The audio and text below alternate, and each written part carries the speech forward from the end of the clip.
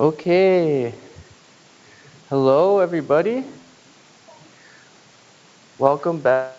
We're going to start by doing some Q&A from anyone who has a question. And we're still waiting for some of our live mates to come and join the space, and perhaps some online too. So we'll start with Q&A, and then we'll jump right in with some more debate, some actual demonstration, having everyone else practice. And then the rest of the plan for today is then we're going to have a bit of, just a little bit of more introduction to the background, very, very rough history, very rough history of the Nalanda debate tradition. Okay, good. So any questions? If there are questions, you can raise your hand using the hand icon that's on your screen, or you can actually just walk on up to the stage.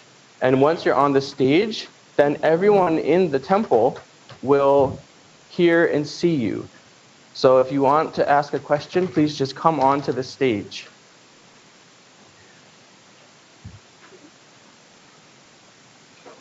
Okay, we have a question. So how we're going to do this is, the easiest way is probably to have, what do you think, to have Lekshay relay the question to us, or for us to turn our mics off and then turn the speaker on? Because there was the feedback from yesterday that was a little hard for us. I think relaying the question. Relaying the question. So is that okay with Venerable in the back? You can relay as long as you're hearing everything clearly? Okay, so if that's the case, we have Zala, is it? Zala, I believe? Zala or Zala? I can't see it. Yes. Too blurry for me to see, but please go ahead and ask your question. Yes, so please, first of all, thank you very much for teachings and putting together the course. So my question is, when a challenger states a thesis, for example, take the subject a car, it follows it is black. Can you hear me? Yes. Can you hear me okay? Yes, okay. So, yes. Okay, so when a challenger states a thesis, for example, take the subject a car, it follows it is black. Is he asking if it's a car, it's necessarily black? Or is he asking, can a car have instances of being black? Okay, so the question is,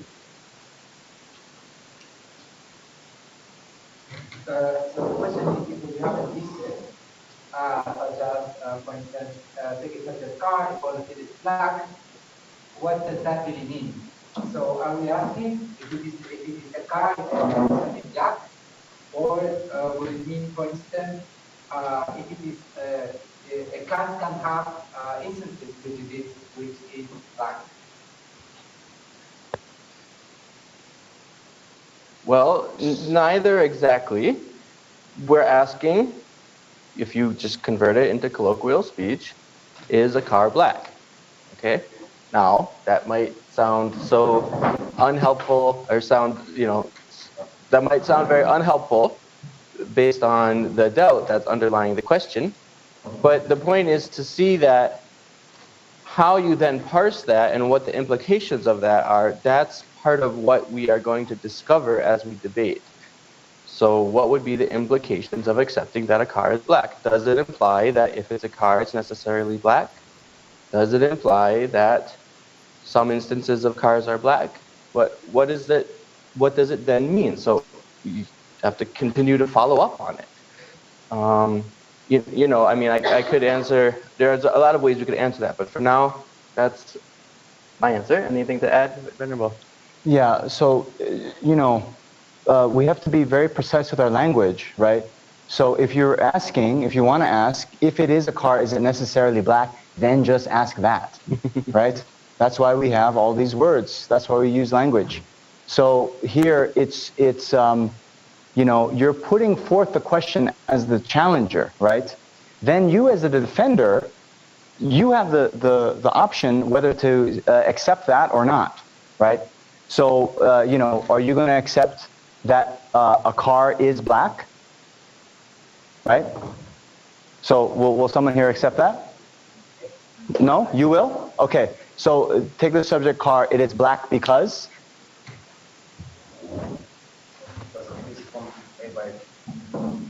Because it's a black car. So, take the subject a car. It follows it is a black car.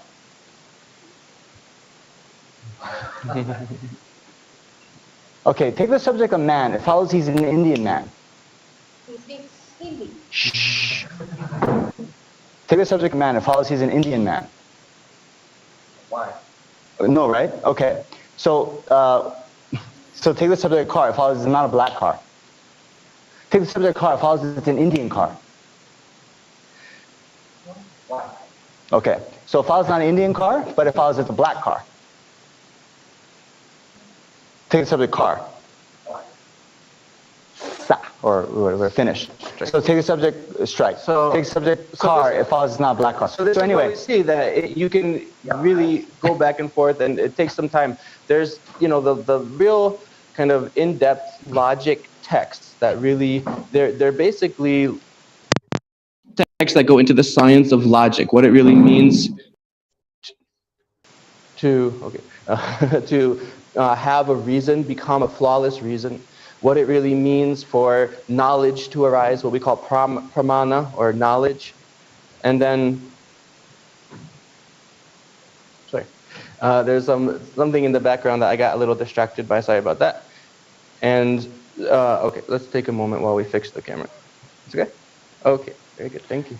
So there is a lot in the tradition, in the text, in the literature, in the philosophy system of Nalanda debate, of the Nalanda tradition, where this question is extremely, it's of course echoed by many across the generations. It's important, it's addressed, but for now, it's more what we're doing is getting everyone a chance to experience what it feels like. If you listen to Geshe Tabge's teaching on emptiness this morning, he emphasized how debate isn't just an academic exercise, even though it might seem like that, but it actually gives us an experience, right? And it actually does cause us to genuinely develop different views, right? And views, as he explained, if you have the view that fish, for instance, don't have feelings, that fish are not conscious, it's going to completely impact your life in huge ways. I mean, again, if you might not think so, but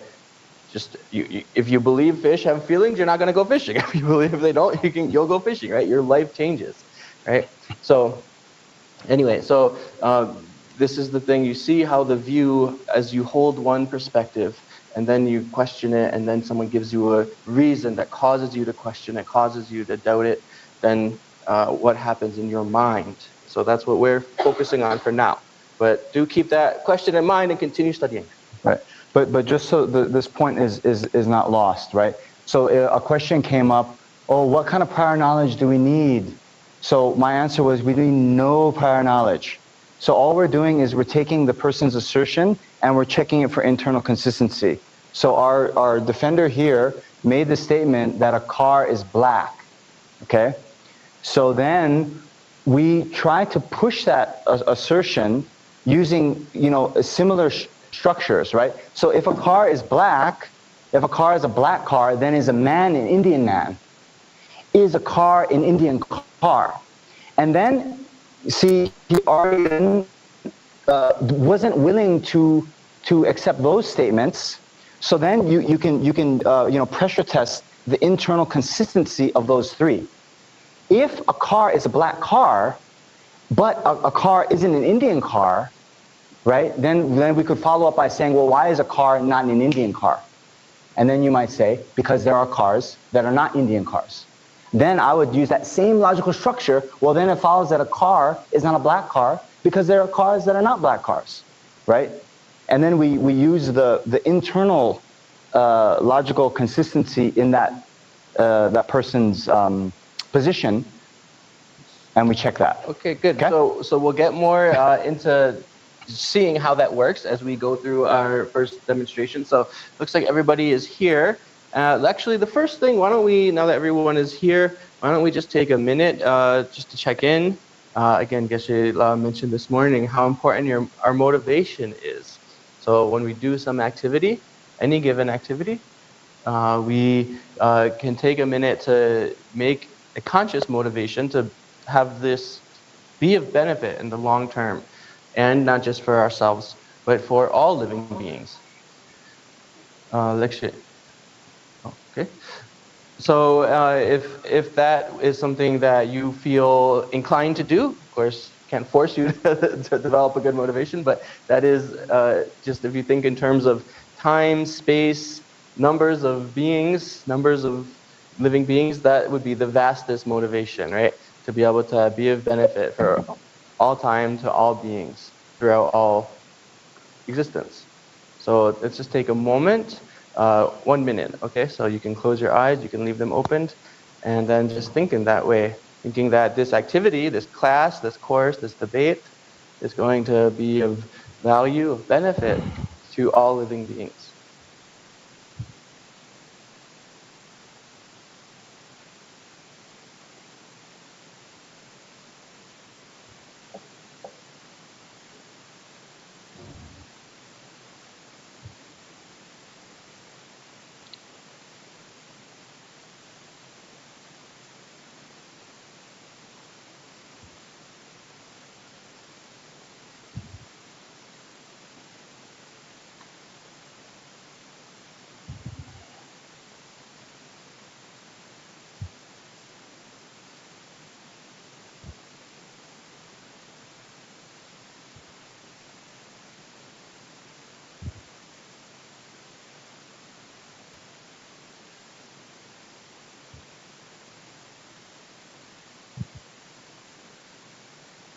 Okay, very good. Now we can start debating. And when you debate, it's quite fun, actually. It's more than just fun, it's meaningful, actually, because you are helping a sentient being right in front of you. You really get to and get help back as well, because everyone learns. So it's really actually a practice of compassion in itself. Okay, so let's start by pulling up a little bit of the slides that we sent out in a PDF just a couple hours ago, and we're going to go through them as we demonstrate some debate and involve everyone through, well, we'll have you guys repeat after us, again, practicing the format, the language, but then also contribute your ideas. So why doesn't everyone here in person stand up? Everybody online, again, depending on your physical circumstance, if you want to stand up, and let's go into where we have more space. So if you can walk behind the table so that you're not stuck in where your chair is. If you have space where you are physically, then you can do the same.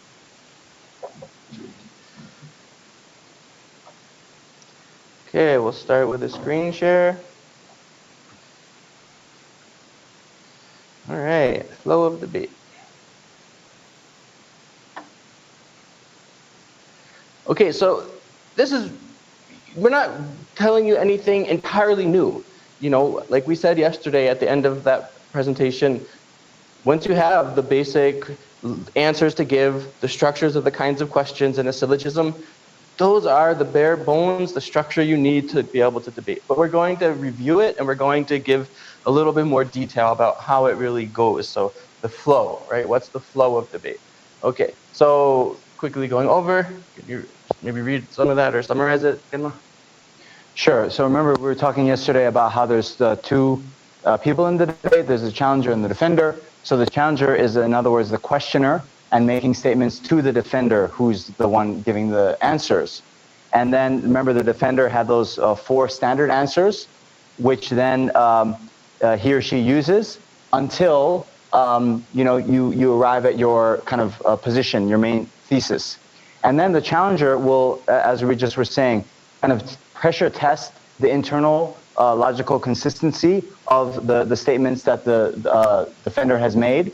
And then if there's a kind of internal logical inconsistency that's exposed, that's when we say the challenger traps the defender Yeah. And then they will contradict their previous position. And we didn't actually go into this explicitly, we just did it. So when you do trap your defender and they go and contradict themselves, meaning they say the exact opposite, like we talked about negation. So take the subject, the car, it follows it is black, I accept. Next question, you go through some other reasons.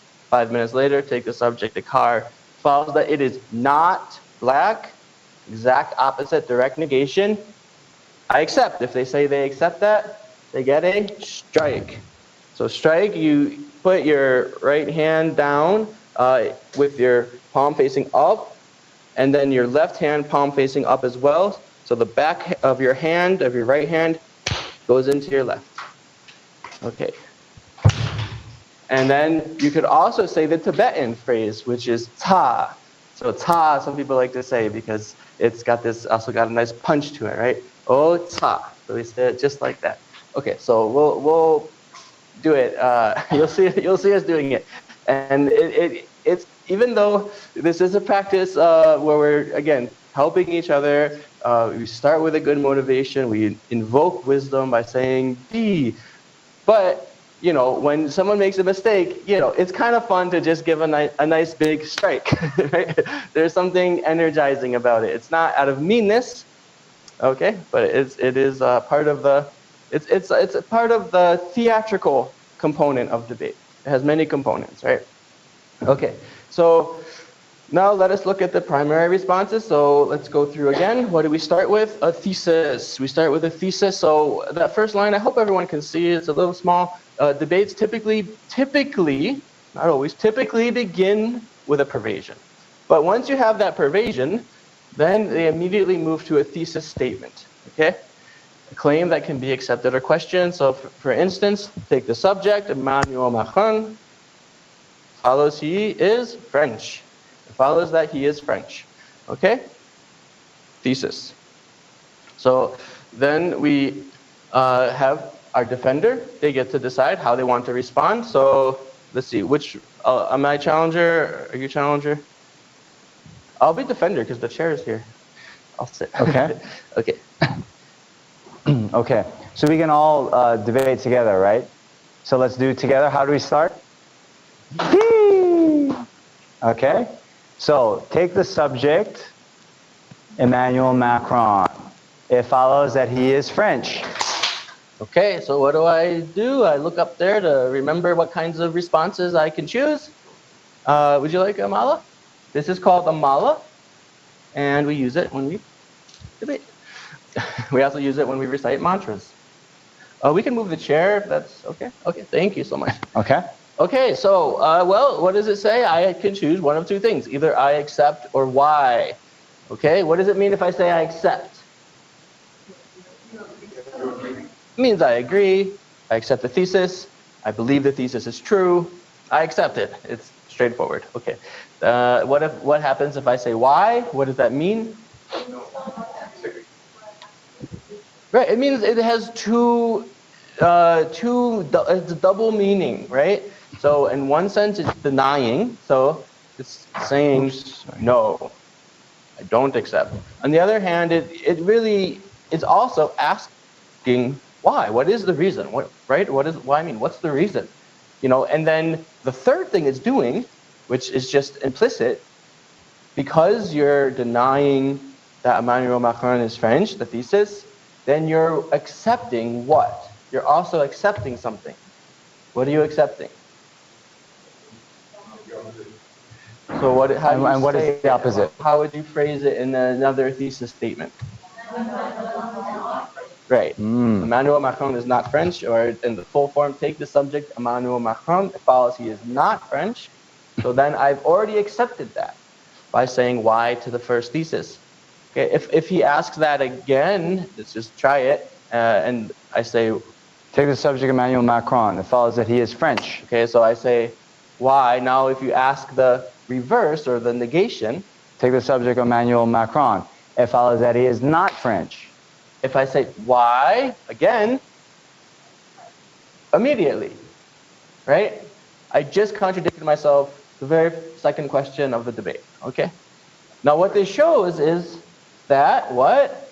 Well, something can't, whatever possible thing you can imagine or speak, anything that you can conceive of is necessarily either A or not A, either French or not French, right?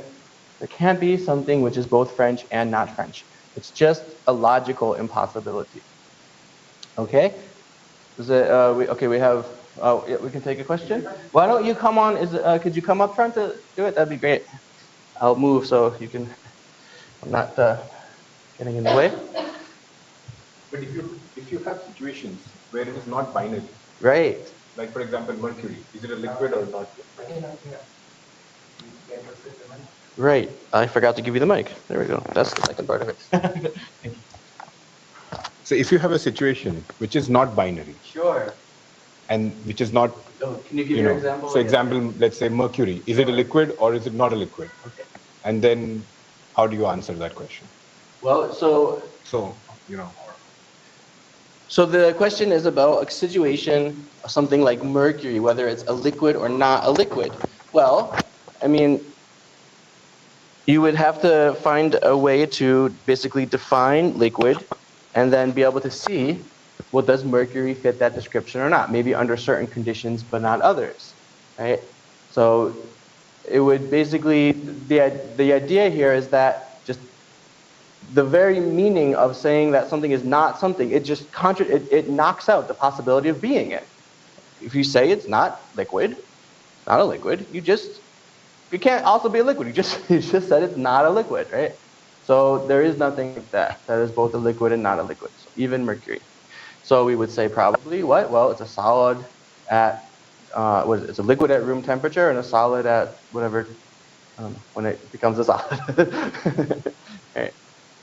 A liquid is defined as anything which fills a container that it's placed in, right? And so mercury at room temperature does do that. Yeah. Very good. Good question.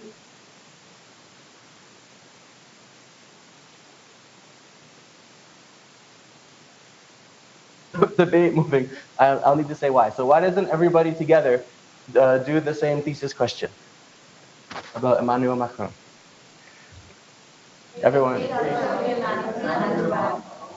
Follows that he is French.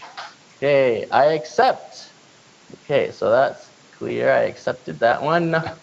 Okay. Oh, sorry, why? What am I saying? I want to say why here so you can give me a reason. Okay, why? So now you have to give a reason. Now, here, what do we have for a reason on the screen? It says the Prime Minister of France, right? So that's just a mistake. It seems that he's actually the President of France. I don't know if they have a prime minister even, or they have a separate prime minister who is Emmanuel Macron is not him. Yeah. So apologies for that, but that's one of these areas where sometimes you just need to learn there's nothing logical that could establish whether or not he's the PM of France. I mean, obviously you could use reasons, but here you just have to go to Google and look it up. So we'll just replace PM with president, okay? Okay, so why don't you give me a reason? I'll say why. Sorry for I don't want to accept. Why? Why is he French? Okay, so everyone, or you want to lead them and then? Yeah. Okay. So normally, right? Okay, let's start over without the commentary. So take the subject Emmanuel Macron. It follows that he is French. Why? Because he's the president of France. Okay. Okay. So sorry, just there. You don't have to restate the subject over again. It's just assumed we're continuing along the same line of reasoning. Okay? Okay.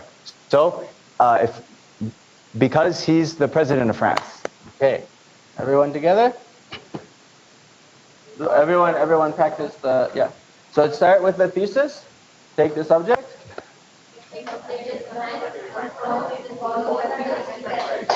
Why? Okay, good. Now, what shall I say? Okay, so the response is to the reason. Okay, so we got a reason because he is the president of France. And so now I have three possible responses. So we just focused on the second two yesterday. you can also accept. Now, what happens if I accept it? That means I also have to accept the thesis, which means I backtracked and I reversed my initial position, right? If I say I accept, it means, okay, fine, you win, basically, right? You convinced me with a good enough reason that Emmanuel Macron is French. That reason convinced me, so I say I accept. That's one option, but since I want to keep my position that he is not French, I'll say one of the other two, either reason not true or no provision. Okay? Oops. So when you say you accept, then you've accepted the reason, but also within that, you've accepted the predicate. Okay, so you accept the whole three-part syllogism. Okay, now what happens if I say reason not true? What does it mean? I'll say it. Okay, it follows he is French because he is the president of France. The reason is not true. Okay. And I think, yeah, doesn't matter. So when he then denies that, remember we were saying then he implicitly accepts something else? So what would he implicitly accept if he is denying the reason, or if he answers reason not true? Emmanuel Macron is not the president of France. Yes. Okay? Okay. So it means, right, that the subject is not the reason. Here, the subject, Emmanuel Macron, reason, president of France. No pervasion. Now, this one is a little bit more difficult to get a grasp of. And so we just have to, again, practice and keep debating more and more. And then the meaning of this will become more clear. What is a pervasion? I think there's a question or two about it. So what does it mean to say no pervasion? Okay, if I say no pervasion, so if it's the reason, it's not necessarily the predicate. In this case, if someone is the president of France, then they are not necessarily French. Okay, that's the meaning here. So that's, again, it goes back to the pervasion statement. So I'm accepting by saying no pervasion that if someone is the president of France, then they are not necessarily French. But in saying that, you are agreeing that Emmanuel Macron is the president of France. That's right. Yeah. So you always, if you don't accept that the reason is if you don't accept that the subject is the reason, then you don't need to even think about the pervasion. You just say the reason is not true. Once you get to no pervasion, it means that you do accept that the subject is the reason. Okay, good. So, all right, that's how this would go. And so there's just a little encouragement there. So, and then a little bit of a trick to use. So we talked about these three parts of a syllogism, right? What is it? Subject, predicate, reason. So we can count on our fingers when we are trying to decide how to answer.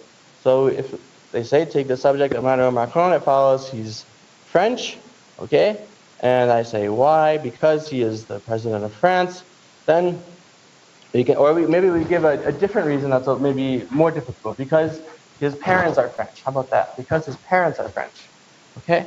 So you can say, okay, so we have Emmanuel Macron, predicate is French, reason, parents are French. So if I'm thinking about do I want to say reason not true, or do I want to accept the reason? I can basically put down that predicate, meaning not even think about it. It becomes irrelevant. All that's relevant when you're thinking of that first response, whether you want to say reason not true or not, is Emmanuel Macron someone whose parents are French? Okay? Are his parents French? Okay? So if I say reason not true, I'm just looking at this and I'm saying that no, Emmanuel Macron's parents are not French. For the pervasion, it's then you take down this subject. You don't need to look at Emmanuel Macron anymore. When you're trying to see is there a pervasion or no pervasion, then you just need to think about the relationship between the reason and the predicate, right? If someone's parents are French, are they necessarily French? That's all you need to think about. So you don't need to anymore consider Emmanuel Macron. Just you have to think about overall or all throughout the world, anyone whose parents are French, are they all necessarily French? Okay. So that's a little way to think of this. Again, given that you've already checked is the reason true, right?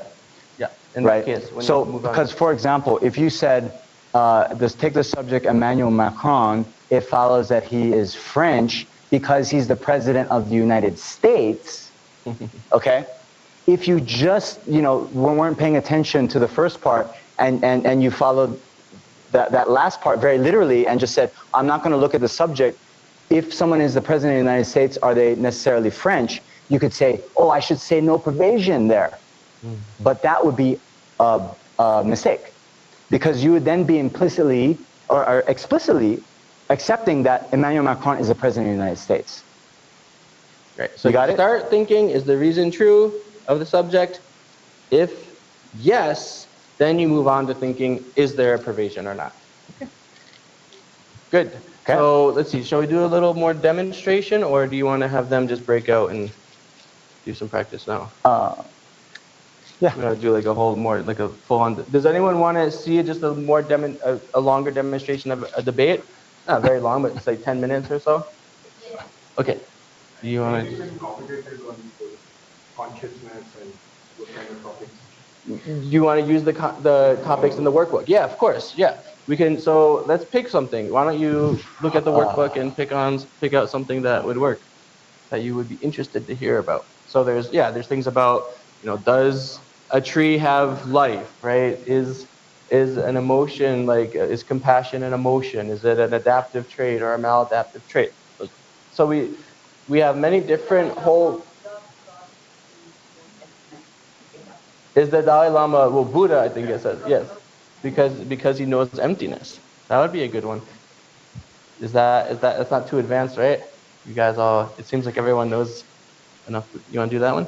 Or do you Okay. have someone still looking? Yeah. Either that one or there is another one. Anger and mindfulness. Anger and mindfulness, okay. Well, we have to just pick one. But let's do the Dalai Lama. So it's nice to think of His Holiness the Dalai Lama, so we can debate about His Holiness the Dalai Lama. Okay, you want to stay in your position or switch it up? It's a bit inauspicious to debate whether, because he's my guru, right? It's a bit inauspicious. So I would not want to do that personally. Okay, so what's the other question? But we could take, for example, Rajiv. Let's use Rajiv. Rajiv is a Buddha because he understands emptiness. I don't know who he is, though. That's why it's a great, thing to do. Okay, Yeah. I see where you're going. Okay, let's try it out. Okay, so we'll have a few minutes, about 10 minutes of a But demonstration. and actually- then we'll break out and do more practice. Yeah. Wait, do you have it? We could do something else. I mean, I hope you understand the point, right? Because His Holiness is my guru, it's not even a subject of debate whether he's a Buddha, right? I mean, at this point, right? So it's actually quite inauspicious to do that. It's not something I want to do. Okay. I'm just looking for a clock. Can I use this? Keep an eye on the time. Yeah. Yes. Okay. One question, and then we'll start. On direct perception, like What the? you have to see whether Rajiv is or is not a Buddha. A direct perception, because otherwise only have influence. Let's see. What kind of reasons he's gonna give? Okay, let's try it out. Okay. Well, so what will we do then? So use the syllogism. Yeah, the subject Rajiv, predicate is a Buddha because he knows emptiness. Okay. I understand. Okay. So take the subject Rajiv. It follows that he's a Buddha Why? because he knows emptiness. Okay. The reason's not true. Take the subject Rajiv. It follows that he does not know emptiness. And so again, just to recap, even though I may not think there's a pervasion there, because I also think the reason's not true, I go with that response, right? So if both the reason's not true and there's no pervasion, you go with the reason's not true. Okay, so one more time. Why don't we interrupt it? Take the subject Rajiv. It follows that he is a Buddha Why? because he knows emptiness. The reason's not true. Take the subject Rajiv. It follows that he does not know emptiness. I accept. Okay. Take the subject Rajiv. Okay, it follows that if someone is named Rajiv, they necessarily do not know emptiness. Why? So take the subject Rajiv. It follows that in his mental continuum, there is a, sema, pramana, that realizes emptiness. Why? Oh, so take the subject. Okay, so if someone is named Rajiv, it follows that they necessarily don't have a pramana realizing emptiness in their mental continuum. Why? So there is such an example. I accept. So take that subject Rajiv. Okay. Okay. That. So he is an instance of Rajiv. I accept. So in the, let's say, 100 examples of Rajiv, and that one who has pramana of emptiness is included in that set. Okay? It's kind of confusing. Okay. So let's try to not go into pramana and there's too much extra vocabulary, I think. So try to keep it as simple as possible. Okay. How does he know? Okay. So, well, this is your subject, right? There is an instance of someone named Rajiv who knows emptiness. Okay. So what's the subject? Okay. So if someone is named Rajiv, they don't necessarily not know emptiness. I accept. So so posit that. Okay. Take the subject, the Arya Bodhisattva named Rajiv. Okay. And so an Arya Bodhisattva means someone who has great compassion and who has a direct perception of the ultimate nature of reality. Direct experience of the ultimate nature of reality. We call them an Arya Bodhisattva in the Buddhist lingo. Okay. So take the subject Rajiv. It follows there is a common locus. There follows that there's an instance of Rajiv and an Arya Bodhisattva. I accept. Okay. So take the subject Rajiv. It follows that in his mental continuum, there is a knower of emptiness. Why? Okay. So it follows that there is no knower of emptiness. I accept. So take the subject human being. It follows that in their continuum there is no knower of emptiness. Okay. Human being. Why? So, okay. So there is a knower of emptiness in the continuum of human being. I accept. And so a knower here means just a mind which knows emptiness. In other words, a cognition of emptiness. Okay. So again, I accept there is one. In the continuum of human being, there is a knower of emptiness. Right. In the continuum of Rajiv, there is no knower of emptiness. Okay. I accept. Okay. So if someone is a human being, they don't necessarily have a knower of emptiness in their continuum. I accept. Okay. So, so take the subject Rajiv. Okay. So how about this? Take the subject human. It follows that there is a knower of emptiness in their continuum because? Because there is a cognition of all phenomena in the continuum of human beings. Because there's a cognition of all phenomena. So if there's a cognition of all phenomena, then there is necessarily a cognition of emptiness. I accept. So take the subject Rajiv. It follows that there is not a cognition of all phenomena in their continuum. I don't know, guys. I need some help at this point. What do you think? What does everyone think? Is there a cognition of all phenomena? All phenomena means everything knowable, right? All things in reality. In the continuum of Rajiv?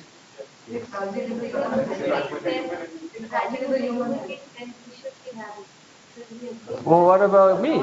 I don't have a cognition of all phenomena, but I'm a human being.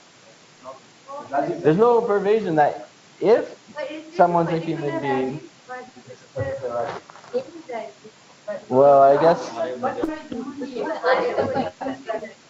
that's the question. Is it so that someone asked from the in-person group, are we talking about a particular Rajiv or the Arya Bodhisattva Rajiv? Or just a general, any Rajiv, just any Rajiv. Okay, so that's right. That's kind of where the question falls. Okay, so I accept that a human being has the cognition of all phenomena, the cognition of emptiness. So why wouldn't I accept that Rajiv has such? Not because Rajiv is a human being, but because Rajiv, like a human being, is just a general category of people, some of which have the cognition of emptiness, some of whom don't have the cognition of emptiness. We didn't specify, a specific Rajiv to determine which it is. Okay. So I guess I'll have to go back and say, what was the last question? he has a cognition of all phenomena. It follows he does not have a cognition of all phenomena. Why? It follows that he does have a cognition of all phenomena. I accept. It follows that he is a knower of emptiness. I accept. Or strike. Okay, so I learned something though, right? Or even if I didn't gain like a definite answer, I at least have now questioned what I previously held to be obvious, right? This is the thing. We hold things just to be a given.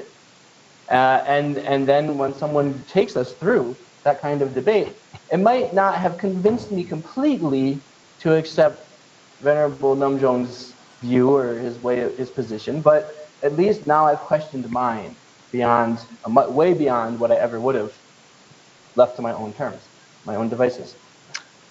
If I may interject something. Yeah. So this question that came up, right? Is it a particular Rajiv? Is it the category of Rajiv? Which Rajiv are we talking about, right? So this in general is similar to what we were talking about with a car, right?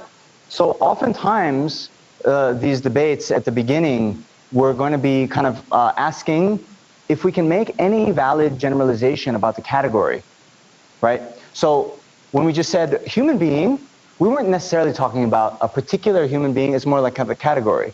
So then similarly, Rajiv, there's more than one, right?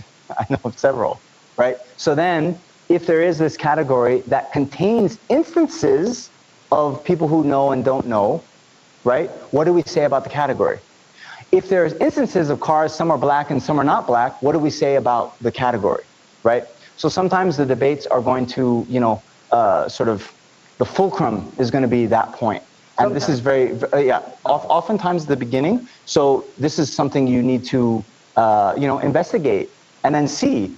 Like here in the example, when we have just one person, Rajiv, I don't want to say he knows emptiness, but then this other category, that one does know emptiness. Just like, the car, it's black, but that's not Indian. So you kind of check with using similar structures. Okay? Makes sense? Merci. Clear? Yeah? Everyone seems to be following pretty well. That was a little faster than I was. Even hard for me to keep track. So I hope everyone's okay. One more after we can do. We'll break out so everyone gets some chance to practice. Yes. Can you please come up then? And that would be great. Thank you. Sure. Yeah, so what I wanted to ask is, when we are making these inquiries and we want to go deeper into the subject, what I personally struggle with following here also, what is the format? How do we inquire deeper and deeper into a subject? Like going from the inquiry that whether it's a general category or is it something specific? Because especially when we're talking in abstractions, when we were practicing, right, like an observation, like an emotion, there are so many levels of looking at it. So how do we do that while the debate is going on? Great question. Very good question. Thank you. So this point is why I was a little bit reluctant to go up to the abstract too early. And that's why normally the first topics they do is like colors and things very kind of basic in everyday life. Because the thing is, what we're doing right now in these 5 days, it's like we're learning, just like when we learn chess, we have to first learn how the pieces move, right? Then we get into more advanced tactics. In my opinion, how I would do it is I would have you just learn how the pieces move. What does this no pervasion piece move like? What does the reason not true piece move like? And we do that with very simple at the beginning, okay? But you guys are the boss. You wanted to do something more complicated, so we do it. We're here for you, okay? But how we then do it is the same. We, based on his last answer, I just go one little step ahead, right? And then one little step ahead. And I'm always reacting to the last thing that he said. Then I'm creating like that kind of logical line of reasoning, right? So when he said, you'll notice every answer then, I was trying to then think on my feet and react to that, okay? And that's what you have to do. And for sure, it is a skill that will develop over time, kind of figuring out, of course, part of it's your desire too. What do you want to go deeper into, right? So you have, again, as the challenger, you have that control to direct the debate. But it's partly a skill that you figure out, okay, what kind of question do I then need to ask to get, to question what I want to question? How do I phrase my thought to really get into the analysis I'm looking for? So if you want to know, okay, look at compassion.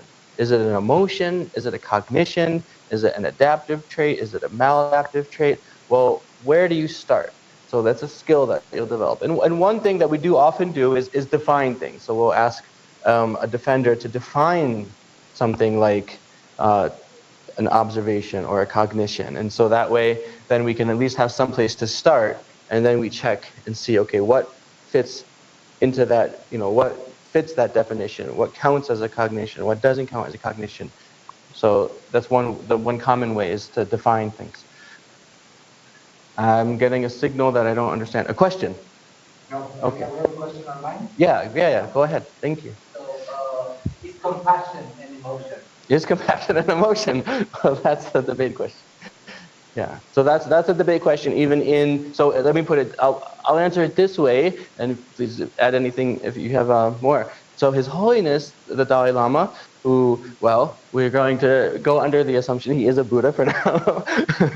So anyway, he's very wise, and he's very, very well, has a wide breadth of understanding of different subjects, cultures, fields of study in science. So he criticizes often, I mean gently, not like in a bad, rough way, but he criticizes modern Western psychology, partly for this very reason, that, what reason?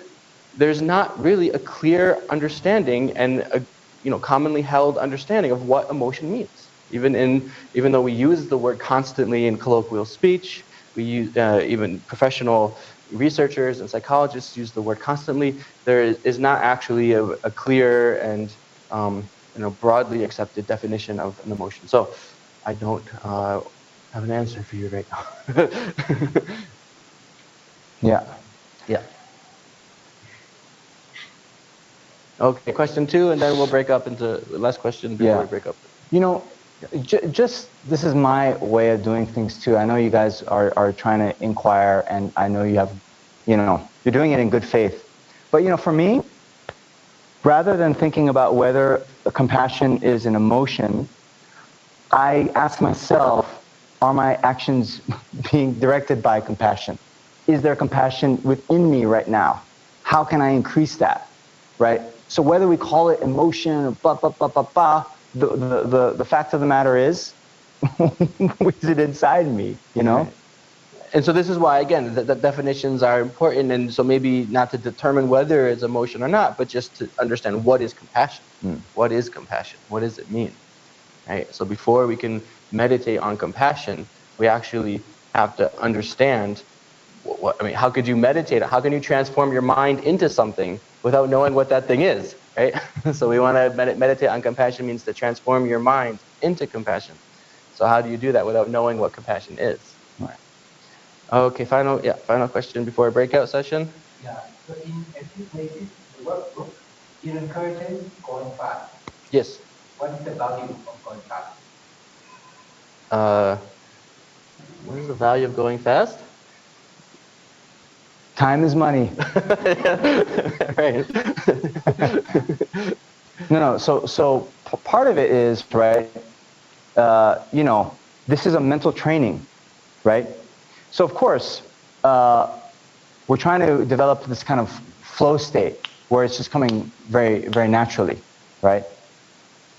So that's the deal. Yeah, we want to become intelligent. We want to increase our wisdom, right? Wisdom, intelligence, whatever you call it, there's a lot of kinds, so we generally categorize, anyway, not to go into too much detail, but there's various types of intelligence identified, again, in the traditional literature. One of them is the intelligence of quickness, right? Yeah. So of swiftness, of quickness, of wit. So to be able to think of things quickly.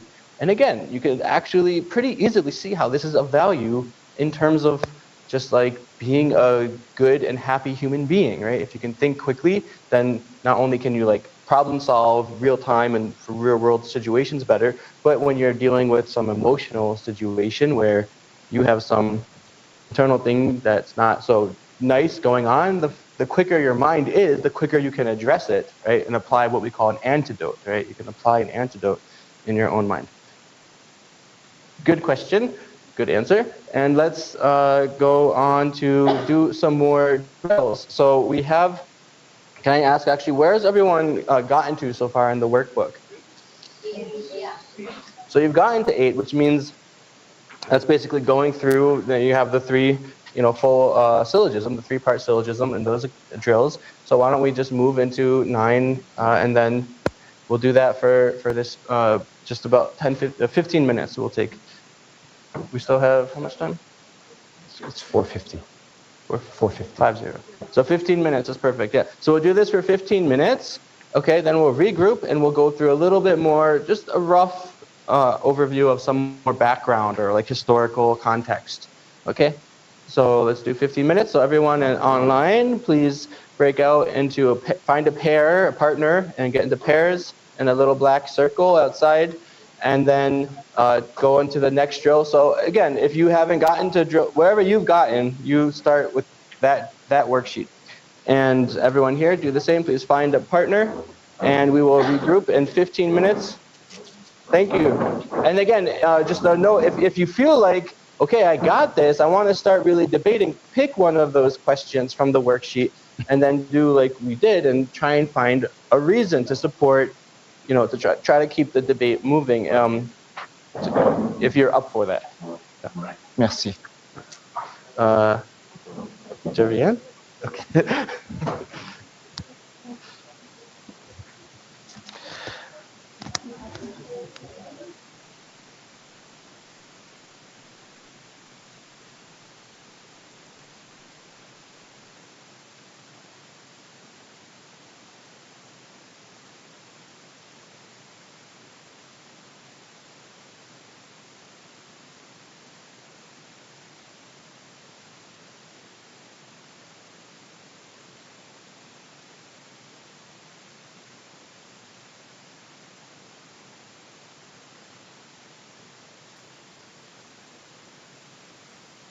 Oh, sorry, Deepa, yeah. And you're Zalo. Deepa.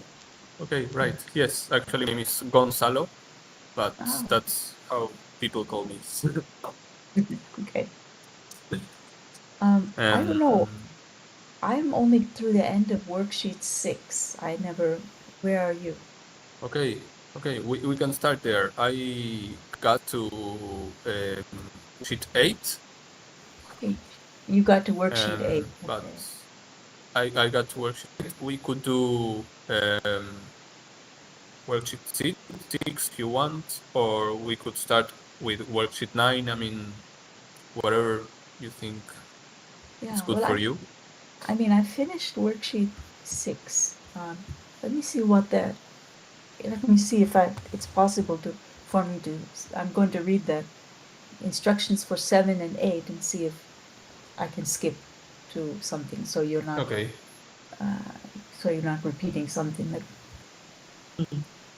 Yeah.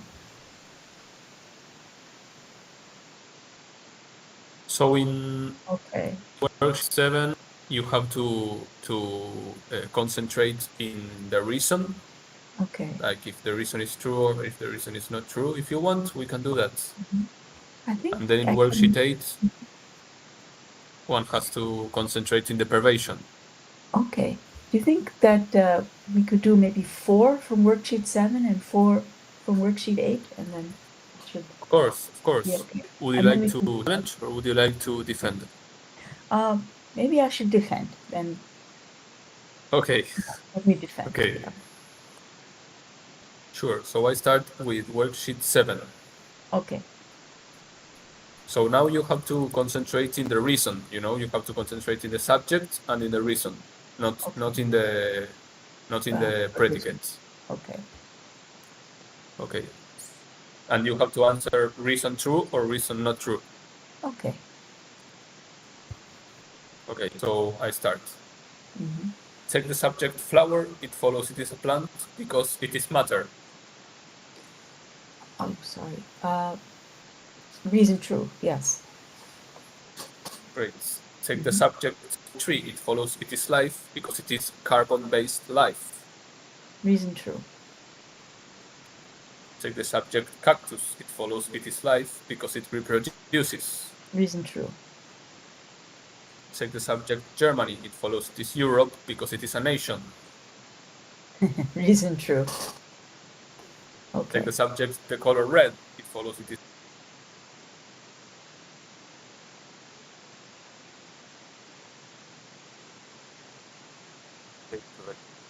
Because I was also doing the how do you call it, the number 5, and I didn't go till the end, so I like half of the examples. Oh, perfect. So you have. Yeah. Okay. Yeah.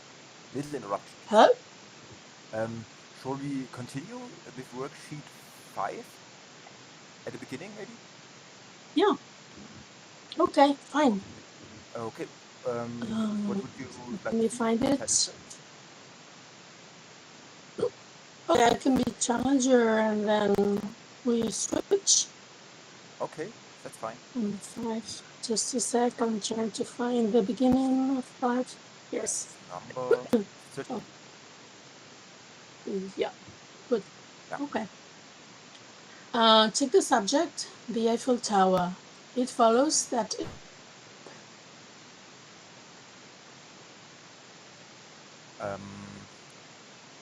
I accept. because Eiffel Tower, it follows that it is consciousness.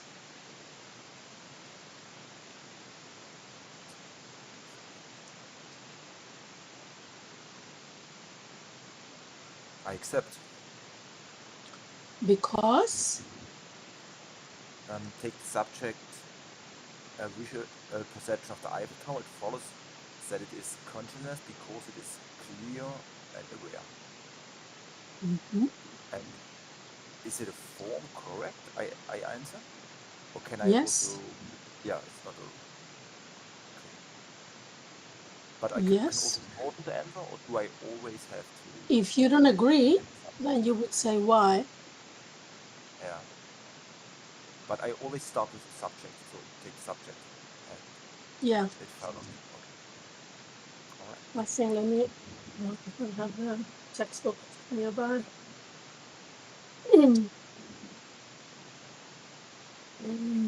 Okay. I think so far in this drill, all we have to do is just stating either I accept, I mean the defender must either respond I accept or why, then depending on what you say. Yeah, I think it was okay. Good. Take the subject Germany. It follows that it is a nation.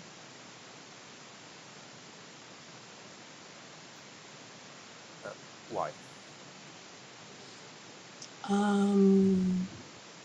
Take the subject Germany. It follows that it's a nation because it is a member of the EU. Okay, and the reason's not true. Okay, so if you say, just to recap, if you say reason is not true, that means that Germany It's not a member. is not a member of the EU, right? Yes. Right. Right.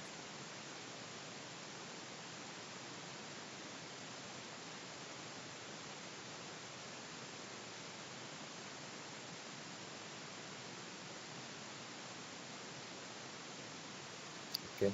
Take the subject cactus, it follows it is plant because it is tree. Pervasion. Take the subject Germany, it follows it is island because it is EU member nation. No pervasion. Take the subject Angela Merkel. It follows she's German because she's German citizen. Pervasion. Take the subject Albert Einstein. It follows he's German because he speaks German. No pervasion. Take the subject Albert Einstein. It follows he's not German because he's American. Pervasion. Take the subject compassion. It follows it is emotion because it is unpleasant feeling. No pervasion. Okay. You don't agree?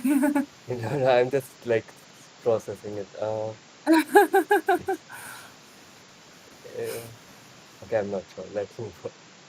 Take the subject visual perception of a rainbow. It follows it is consciousness because it is experience. Pervasion. Okay. Take the subject compassion. It follows it is brain state because it is consciousness. No pervasion. Take the subject compassion. It follows it is pleasant feeling because it is cause of happiness. Pervasion. Or maybe no pervasion. Yeah, I'm gonna scratch that. It's gonna be no pervasion. Okay. Take the subject wealth. It follows it is cause of happiness because it reduces suffering. Oh gosh, I don't know. I'm going to say pervasion, but I'm not sure. Yeah, I don't know. Like, does something like if you're like really like if you're really in pain and if it gets a little better, is it a cause of maybe it is, I guess, because you're less in pain now. Anyway, so Yeah. take Ultimately, this. yes. Yeah, ultimately, yeah, I agree. So, okay. Take the subject His Holiness. It follows he's Buddha because he knows emptiness. Ah, so oneness knows emptiness is, are they necessarily a Buddha? I don't know. They could be in a bhumi, right? That's what I was discussing with my partner yesterday. So I'm going to say no pervasion, even though I think that only a Buddha can ultimately know emptiness. Yeah, but I think like I think like if even if you know emptiness, you aren't necessarily a Buddha. Like Yeah, from my that's what I think understanding. too. Yeah. Mm-hmm. Nice. Take the subject. Take the subject cactus. It follows. It is life because it is composed of cell. No pervasion. Okay. Yeah. Okay. I mean, cells could be dead, I guess. Yeah, I Dead mean, cells. Yeah. like yesterday we were saying if this is a cup and it is composed by cells, right? Yeah. But it's I don't think it's alive, at least not to my understanding. Yeah. So Even your dead skin, like the dead skin, it's like there you it's go. made up of cell, but it is, I guess. No, I don't know. But yeah, makes Yeah. sense. Mm-hmm. Yeah. Right. Take the subject Okay. greed. It follows it is adaptive trait because it is evolved trait. I'm not too sure about these Okay. definitions, so you No can pervasive. Yeah. sure. No pervasion. I'll agree because I'm not sure what this means. Take the subject generosity. It follows it is maladaptive trait. Wow. Okay, because it is cause of loss of possession. You can say whatever. I won't know. So Oh gosh. I'm gonna say no pervasion. And now, do you want to switch? Should I be yeah, the sure, challenger now? Okay. sure. So take the subject joy. It follows it is possible because it is a mental state. Pervasion. Okay. Take the subject matter. It follows it is substance because it is composed of particles. Pervasion. Okay. Take the subject gravity. It follows it is energy because it is force. No pervasion. Take the subject love. It follows it is a mistaken cognition because it projects attractiveness onto someone. No. Okay.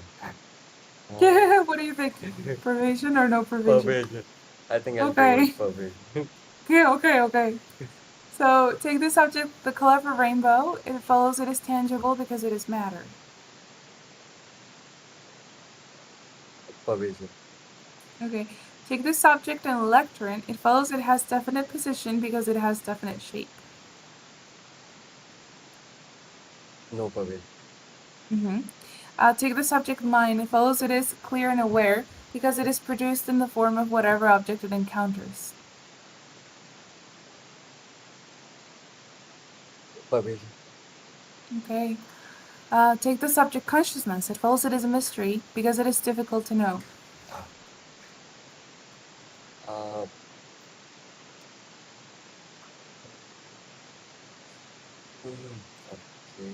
Okay. No, Pavel. A cautious no pervasion. Okay. Take the subject a camel. It follows it is a mammal because it is an animal. No, Pavel. Take the subject a tiger. It follows it is a cat because it is a lion. Pavel. Take the subject Gandhiji. It follows he is Indian because he is an Indian saint.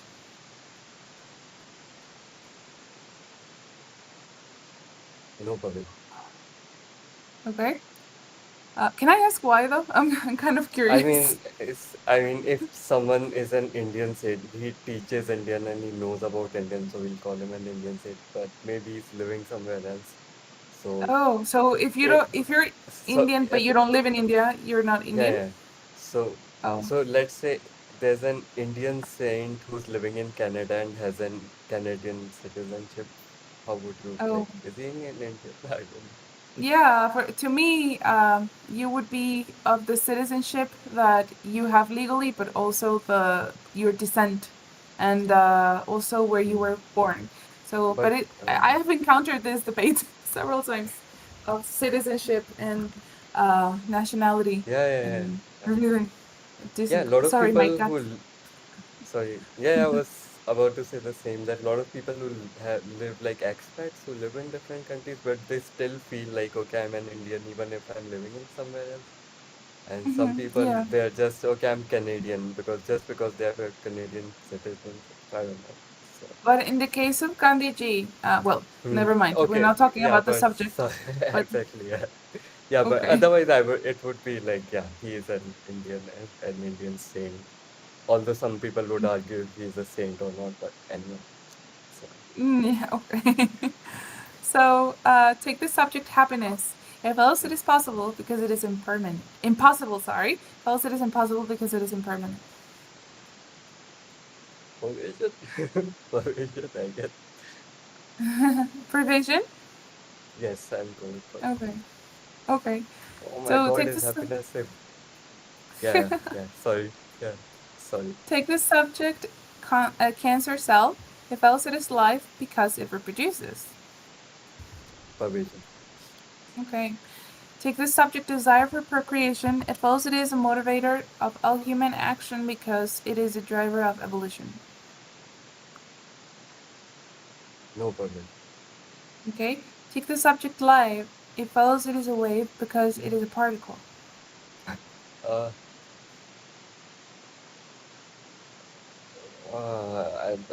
not a science student, but I'll go with persuasion. Isn't it both? Isn't it supposed to be like both wave and a particle? I believe that there are particles that are not waves, but I'm not an expert in the subject. It has been forever. You should see Alan Wallace's work and see what he says in quantum mechanics and all of that. Makes it a little bit more clear. But I'm not the person to ask, maybe. Alright, so okay, I'll go with no permission because I think you know more than me at least like in I don't think that I know more than you, but I'm just guessing. Yeah, that's better than me. So I'm not even sure if I'll guess anything. Is it 15 minutes up or? I don't know. Are they meant to call it?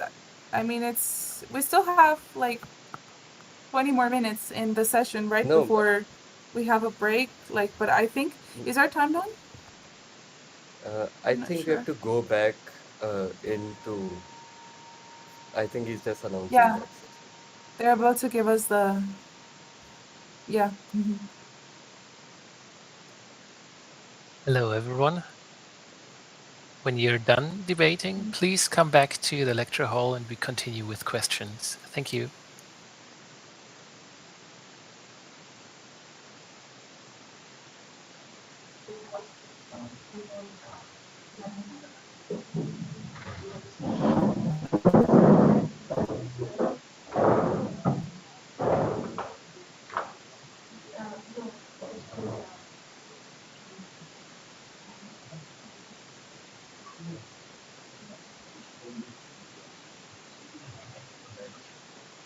Okay, people back. What does it look like? We have some success. Everyone in person has come back, so very good. Thank you. What about online? Does it look like the hall is pretty full? Okay, and can you see the screen share on the video? Great. Okay, so what we're going to do now is a little bit more background history, very, very brief, and again, more questions we can address later. So just keep an eye on the time. And, oh, yeah, just right. Okay, so let's go. Here's a nice quote from a lovely professor who just retired a little while ago from the University of California, Santa Barbara, Jose Cabezon. The essence of debate is questions, raising doubts to be able to explore a topic. Okay, so do all of you have a little bit of a sense of that already? A little bit.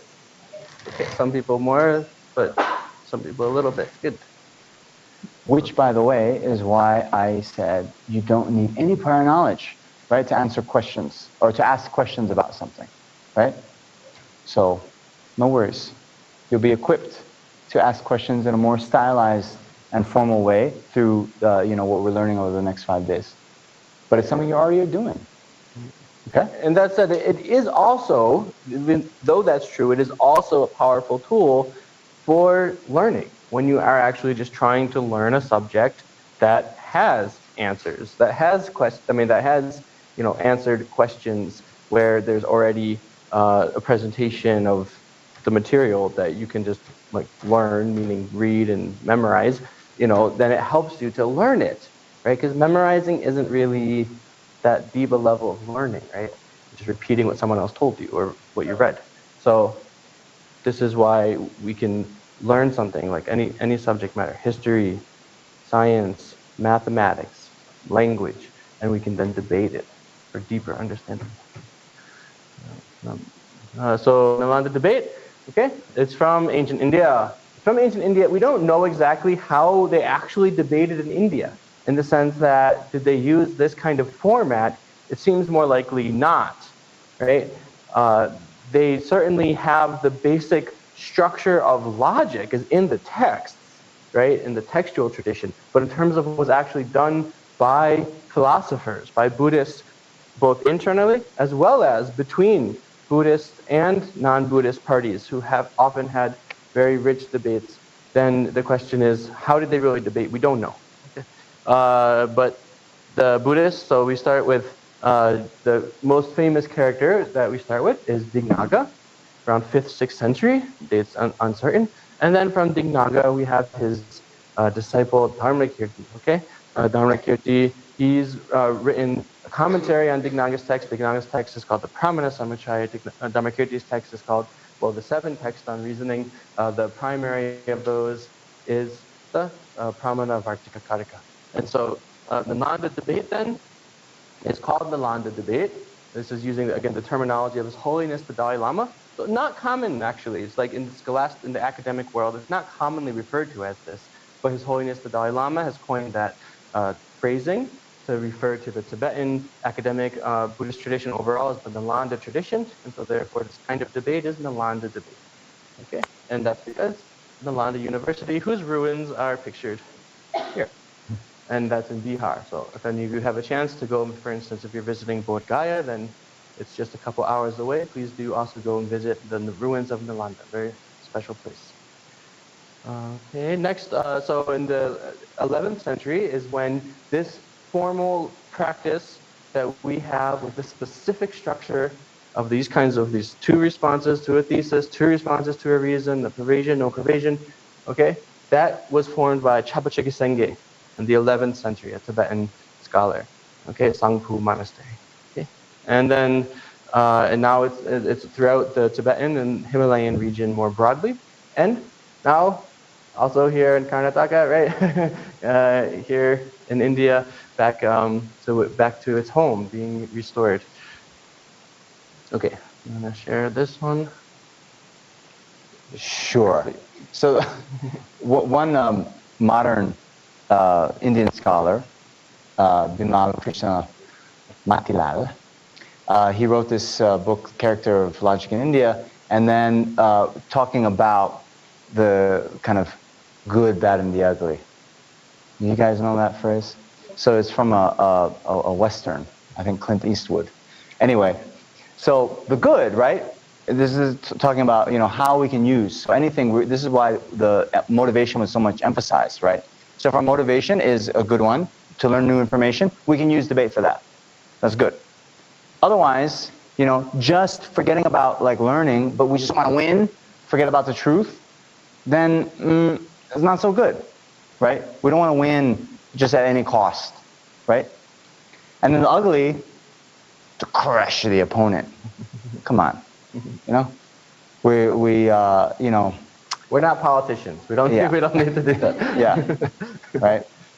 So in any case, remember we were saying it's an exercise in compassion to, you know, learn together. It's a very collaborative way of learning, and so yeah, please keep that in mind. Okay, so what we use when we are debating is reasoning. Okay, inferential reasoning. So more broadly, right, there are two kinds of knowledge, right? So now the practical structure of debate and then the underlying philosophical and logical framework are distinct, okay? But they still work together and they make sense together. So in the underlying philosophical framework, there are two types of knowledge. What two types of knowledge? Knowledge of direct perception and knowledge of inference, okay? Inference. Okay. So two ways of getting valid knowledge. Debate is a way of sorting out of valid reasoning from the invalid sort of reasoning. Okay. Good syllogism. What is a good syllogism like? Here's a very popular example used all over the textual tradition. So here we would say something like take the subject and even more, specific than that, because we mentioned before, we want to make our subject specific so that it reduces the ambiguity. Sometimes we want ambiguity, but sometimes we don't. So to make it specific here, we would say take the subject on a Smoky Mountain pass, okay? On a Smoky Mountain pass. Okay, so visualize it, right? Smoky Mountain pass. So honestly, for me, this example, even though it's all over the literature, it took me a while just to figure out what it's really saying because, I don't know, I'm some stupid kid from, you know, Northeast United States. It's not like I've like seen mountain passes. Like, I don't know. So anyway, you think about it. Okay, you're you know, walking through a field and there's a giant mountain ahead of you, and then there's the kind of past the area that's obscured, but you can see smoke rising up. Okay. So you have a Smoky Mountain Pass, and then take the subject on the Smoky Mountain Pass. Okay, there is fire, or you could say it has fire. There is fire. Predicate, because there is smoke. It has smoke. There is smoke. Okay. So again, if we're using if we put it into our debate structure, we have to then use the phrasing "it follows." So take the subject on a Smoky Mountain Pass. It follows there is smoke follows there is fire because there is smoke. Okay. Sound good? Is there a pervasion? Is it a correct reason? No pervasion. Oh. Okay. So for now, we'll let you have that as a win, and we can come back to it. A good inferential reason. Sorry, I just want to interject something, because the first one, we're seeing inferential reasoning and perception, right? So when we're there, we see the smoke, that's a direct perception. We're using our eye consciousness, right? Whereas the reasoning is using logic. Okay. So I think I actually rephrased this in my mind to make it more sensible to me, and I just think of something I've actually seen before, right? Never seen smoke rising from a mountain pass. But what I've seen before is what? Smoke rising from a chimney, or smoke rising, you know, smoke coming out of a house that's on fire, right? So you see a house, you see smoke directly, no questions about it, okay? I mean, you could still, if you're like an extreme skeptic, radical, like, you know, you want to question everything, okay, but certainly there is a house there with smoke coming out. Now, what do you know immediately? it's on fire, right?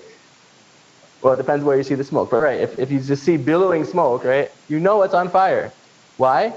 Well, you applied inferential reasoning, okay? Your reason was it has smoke. The thing you could determine, what you could prove, it has fire. Okay, so if it's a good reason, good, we use the technical term, we could say a flawless reason or a correct reason. Those mean the same, they're synonymous. A flawless reason or a correct reason is something where the subject is or has the reason, and what the provision, whatever is the reason, is necessarily the predicate. If it is the reason, it is necessarily the predicate. Okay, so now consequences. As it's come up before, right? The absurd consequence of saying something, right? So what happens if I accept that if someone is, yesterday, right? If someone speaks French, then they necessarily aren't French, right? That's an absurd position, right? So then you could say, take the subject, Emmanuel Macron. Same easy target for us. Okay, Emmanuel Macron. It follows that he is not French because he speaks French. It follows, what does that mean? That's the consequence of what was accepted. Okay, so this is the kind of reasoning we're using. We're using reasoning, again, that is based in, that's why it's something that's very much an emergent phenomenon, right? Something that arises in the interaction between two people depending on what the defender accepts. So once I've accepted that provision, then Venerable Namjong can give me that syllogism, can show me that consequence. If I didn't accept that provision, and he just said, take the subject Emmanuel Macron, follows that he's not French because he speaks French, I would just say, no, that doesn't follow, that there's no provision. It wouldn't be a question. But if I accepted that provision, that's when it becomes something that you can use it as a consequence. Yes. So just on this point, it's important to keep in mind that you as the challenger, you don't have to be accepting what you're saying. You're just using the person's own assertions, and you're then trying to draw out logical consequences from that. Okay? So, because he said accepted the original provision, if someone speaks French they're necessarily not French, then I can say it follows that, right? It follows what? Your last statement. And that's what I was saying, how we go step by step by step by step. Okay? Right, so in the sense, the challenger here, they're using an indirect way of proving something, right? They're not just saying, take the subject, Emmanuel Macron, he is French because he is, the president of France, or he is French because he has French genes, or what have you. You're saying it follows that he is not French because he speaks French. Now, of course, it's not true that he's not French, right? So for something to be a flawless consequence, a correct and flawless consequence, the thesis doesn't have to be true. It has to just be able to do what? To get the defender to see the contradiction in their previous assertion. Okay, so that's why it's called a consequence. It shows the defender the absurd consequence of their position. Okay? And it's just the phrasing. When you say it follows, that means you're making a consequence. So sometimes it is just direct. Sometimes you are just proving something, even if they didn't accept it. But this is the general, the reason for why the term is used, consequence and consequential syllogism, is because of that reason. Okay, so that's all clear? Yes, we got that? Everyone clear? Okay. Then we can ask about, well, where does this all lead? Where does this all lead? Okay, so our friend, when we asked a couple of our friends here, when we asked, is there a pervasion with the reason that was just given? Take the subject, let's just say the house. Take the subject in a smoking house, a house where smoke is billowing out of the windows. It follows there is fire because there's smoke. So a couple of people said, no pervasion, right? Okay. So if there is no pervasion, then that's not going to give you any real knowledge that there's fire. Now, if there is a pervasion, and you accept it, then does that really give you does it give you true knowledge? Do you have knowledge of the truth? Is there still room for doubt? Yes. Why? Because it can be based on someone, like when we are debating, right? A lot of times it's a personal perception and an opinion. The truth is subjective.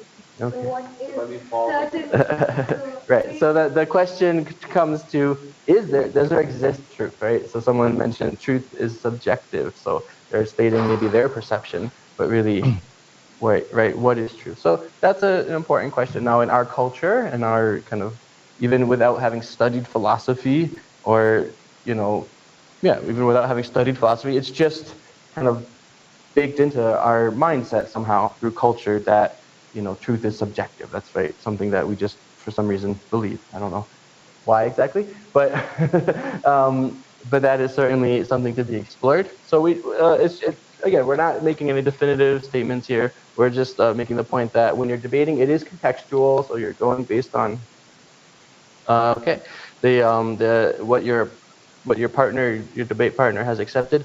But anyway, either way, we know that knowledge builds up through a debate, over the course of a debate, and you get to a point where you can get to a point where whether or not we're going to say it's truth, absolutely, it is at least a doubt-free epistemological state. So you can get to a state where you have no doubts about something through such thoroughly going through the reasoning process. Okay.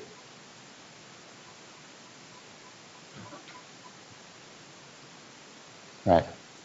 So in any case, how we were saying, the challenger then is checking for the internal consistency in the other person's position.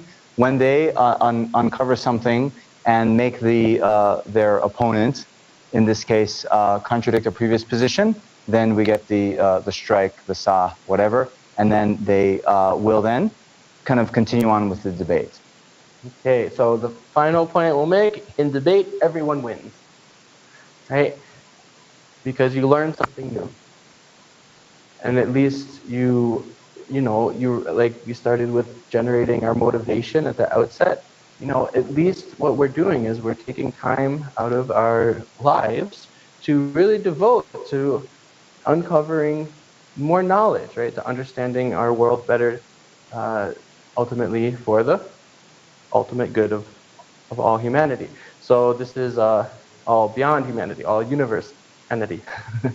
Okay, very good. So time is up, I think. So maybe we'll see if has there been any question that we can quickly address in there, in the chat. Venerable Lecture? No? Okay, good. So please continue to ask questions in the WhatsApp group, and we'll try to get to them as we have time. And then in terms of the next debate sessions, we will continue working through the worksheet. So we want to try and just finish the workbook tomorrow. So at the pace everyone's going through, that looks like it will be possible, and make sure that you're really getting a sense of what the language is, what the phrasing is. And I will say there's a short change in the schedule, a small change in schedule. Okay, tomorrow, Marika van Vught will be giving a lecture about her research on the monks who debate, the debating monks, right? So she's going to give that lecture at the 1 p.m. Indian Standard Time, 1 p.m. IST session. Okay, so everyone, please do the conversion for yourself, but that's 1 p.m. IST, and we can send it in the chat group. And that means that that's going to be a session with, basically that's going to take the place of our lecture session. So during the lecture time, now, 4 to 5:30 IST, we'll do a debate practice, okay? But we'll do it shorter. We'll just do 1 hour since the debate practices are 1 hour. So we'll do a 4 to 5 p.m. IST as a debate practice, 1 to 2 p.m. as a lecture with Marika. Okay, so that's a small change. And then the emptiness teachings are at 8:30 a.m. Is that right? Just to double check. Yeah. Who knows for certain? Well, no, it's up to us. Oh, okay. We just decided, and again, you want 8:30? Will come. 8:30. Okay. We've decided. So 8:30. Great. Very good. Sorry for the schedule confusion if there was any of that. Okay, very good. So everyone, we'll see you all at the next session, or for those online, we'll see you tomorrow at 1 p.m. IST. And enjoy your debate and keep working hard. Everyone's doing excellent. Okay. Namaste. Namaste.